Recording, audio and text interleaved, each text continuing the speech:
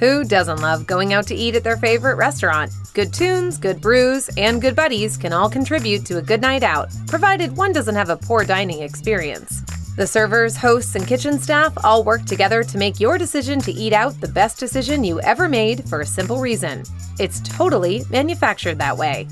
Turns out, when you make the decision to sit down at a nice restaurant, that's about the last decision you consciously make about your meal.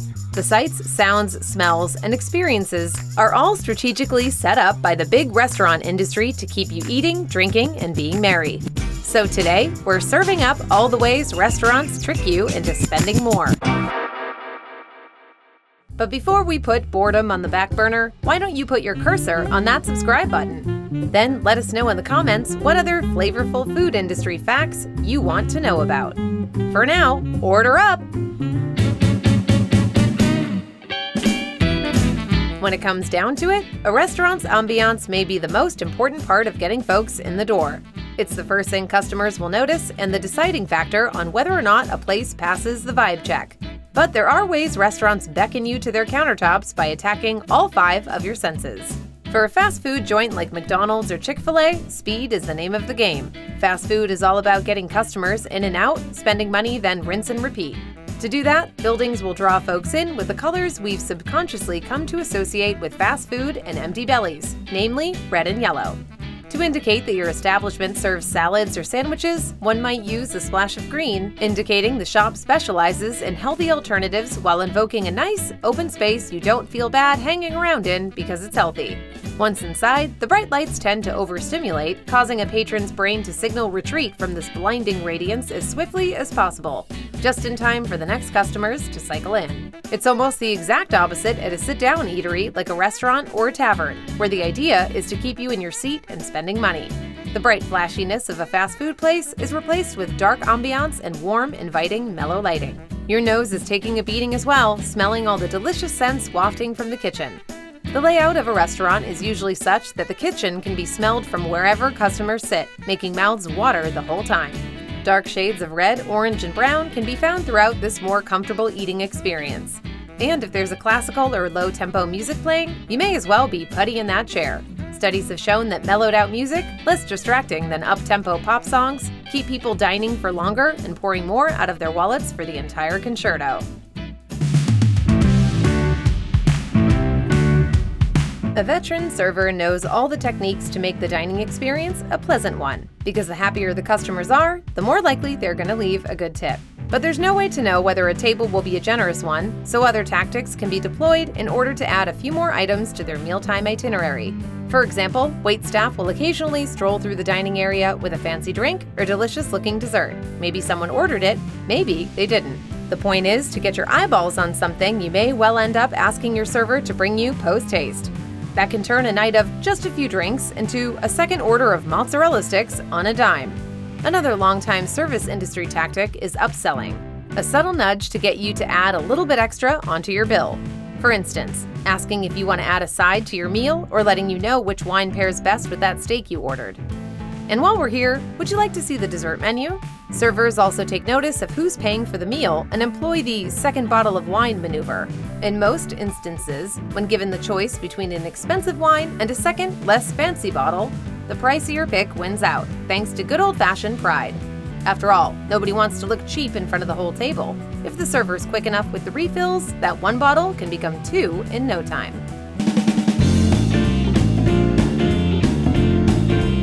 It may not seem like it when you're searching for the pomegranate margarita, but that menu in your hands has likely been engineered and re-engineered over and over again, sometimes for months or even years, in order to maximize the amount of money you'll spend. For starters, the weight of the menu plays a part. Heavier menus make customers feel like the restaurant is more upscale and will be more comfortable paying higher prices, a concept called perceived value.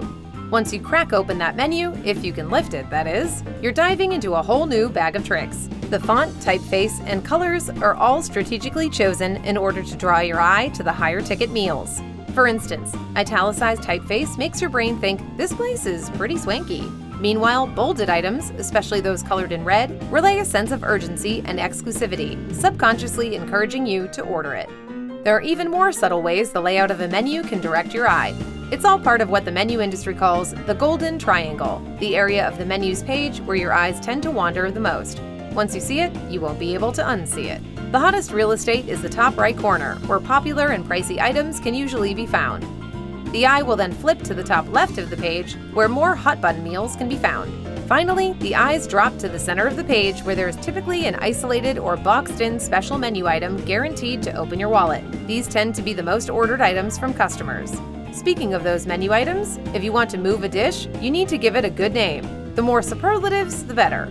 Descriptions like "world's best burger" and "grandma's homemade cookies" can evoke feelings of familiarity, comfort, and hunger simply by the choice of words. Another thing you may notice, or specifically not notice, are dollar signs. Most menus don't use the dollar symbol because it discourages customers from spending money.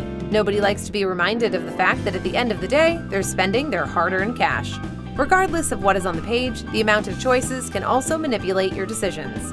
Human beings tend to feel anxious and even panicky when presented with too many options. It's a concept called the paradox of choice.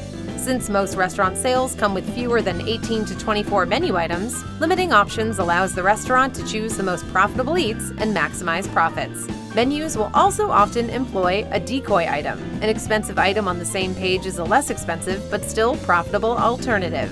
The idea is that most patrons will make a decision between these two items and ultimately decide on the less expensive option, even if it's still relatively pricey. Believe it or not, despite seeming like an obvious selling tactic, including photos on a menu is a double-edged sword. Sure, a great-looking photo can sell a meal, if it looks like the photo when it comes out. Illustrations are often a safer bet to draw the eye without setting expectations too high.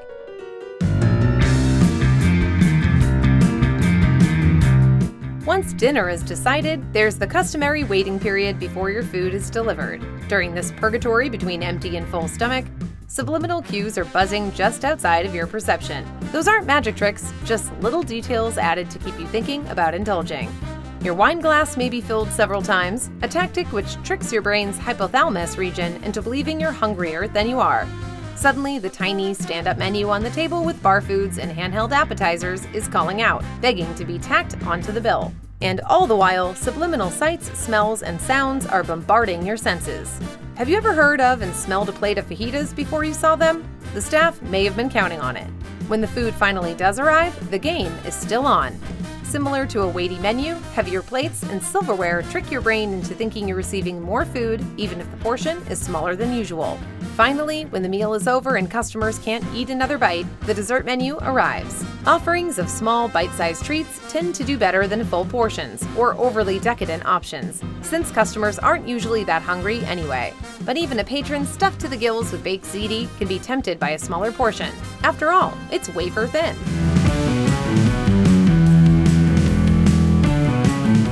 Even the location of a restaurant is strategically chosen to maximize traffic while still being easily accessible to the hungry masses. Once they get you inside, little gestures such as having you sit at the bar instead of a crowded waiting area means a more comfortable wait for you and 1 or 2 extra drinks on your tab.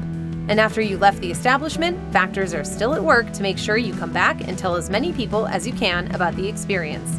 This can be done in a variety of ways, the most obvious being logo-branded swag.